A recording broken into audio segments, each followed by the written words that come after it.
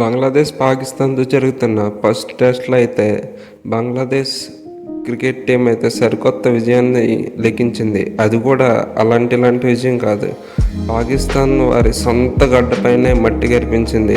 అది కూడా ఏకంగా 10 వికెట్ల తేడాతో గెలిచింది. పాకిస్తాన్పై తొలి టెస్ట్ విజయాన్ని అందుకుంది. రాహుల్ బిన్లో జరిగిన 4 రోజుల మ్యాచ్ చూస్తే ఎవరికి ఈ టెస్ట్ అయితే గెలుస్తారని అనుకోలేదు. మ్యాక్సిమం అయితే డ్రాగా ముగుస్తుందని అందరూ భావించారు. కానీ ట్విస్ట్ అయితే అదిరిపోయిందమ్మా. మొదటిగా బ్యాటింగ్ చేసిన పాకిస్తాన్ అయితే మొదటి రోజు అయితే వర్షం కారణంగా మ్యాచ్ అయితే సరిగ్గా జరగలేదు. కానీ రెండో రోజు అయితే వేగంగా పరుగులు చేసింది.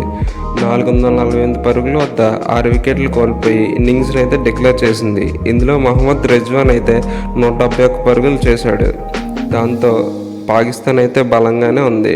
రిజ్వాన్ డబుల్ సెంచరీ అయ్యేంతవరకు ఆగాల్సిందేమో అని కొందరు అయితే వ్యాఖ్యలు చేస్తున్నారు. కానీ అక్కడైతే పాకిస్తాన్ అయితే 2 రోజుల ఆట ముగిసింది కాబట్టి బంగ్లాదేశ్ని వేగంగా అవగొట్టి విజయం సాధించాలని అనుకుంది. ఆ తర్వాత బ్యాటింగ్ దిగిన బంగ్లాదేశ్ అయితే తన స్థాయికి మించి చాలా బాగా ఆడింది. పాకిస్తాన్ అనుకున్న దానికంటే చాలా బాగా ఆడి ఏకంగా 565 పరుగులు అయితే సాధించింది. ఇందులో ముస్తఫిక్ రహీం అయితే 191 పరుగులు అయితే సాధించాడు. ఏకంగా 8 గంటలు అయితే కష్టపడి తనైతే చెమటోర్చి సాధించాడు. అలాగే ఇతర బ్యాట్స్మెన్లు కూడా చాలా బాగా 50లతో మంచి స్కోర్ అందించడంతో ఏకంగా 565 పరుగులు అయితే సాధించింది బంగ్లాదేశ్.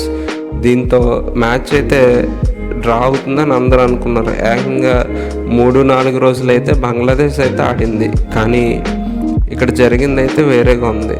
బంగ్లాదేశ్ అయితే 117 పరుగుల ఆధిక్యాన్ని నమోదు చేసింది. దీంతో బ్యాటింగ్ దిగిన పాకిస్తాన్ అయితే 146 పరుగులకే ఆల్అౌట్ అయింది. దీంతో కేవలం 30 పరుగులు సాధిస్తే విజయం సాధించే అవకాశాన్ని బంగ్లాదేశ్ సంపాదించుకుంది. 14 టెస్టుల్లో పాకిస్తాన్పై బంగ్లాదేశ్ గెలిచిందైతే ఇదే మొదటిది. కాకపోతే ఇందులో ఒక మ్యాచ్ అయితే డ్రా అవగా మిగిలిన 12 మ్యాచ్ల్లో 6 మ్యాచ్లు అయితే ఒక ఇన్నింగ్స్ తేడాతో ఓడిపోయింది బంగ్లాదేశ్. అలాంటిది తన సొంత గడ్డపై ఏకంగా 10 వికెట్ల తేడాతో భారీ విజయం సాధించింది. రిజ్వాన్ అయితే 2 ఇన్నింగ్స్లో కలుపుకుని ఏకంగా 222 పరుగులు అయితే సాధించాడు. కానీ ఏం లాభం, ఓటమి అయితే చవిచూసింది పాకిస్తాన్. ఈ 2 టెస్టుల సిరీస్లో అయితే ఇంకో మ్యాచ్ మిగిలి ఉంది. ఎవరు గెలుస్తారో కామెంట్స్ చేయండి.